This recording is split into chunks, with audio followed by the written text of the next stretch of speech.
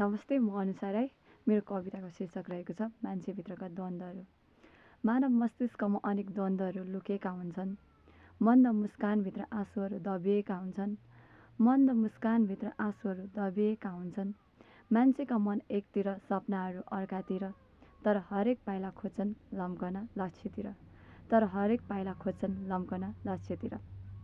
अरूका लागि बाँच्दिनु पर्ने समाजमा खै कहिले पो आफ्नै लागि बाँच्न पाउने खुसी त केवल पाउन रहेछ। सङ्घर्ष पो आफ्नै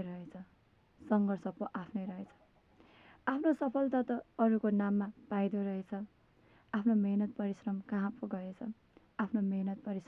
पो गएछ। बाहिरी मन शान्त देखिए पनि भित्र अन्तर्द्वन्द्व चलिरहेछ। द्वन्द्वसँगै बाँच्न सिके पो साँच्चै सबल र निडर भइ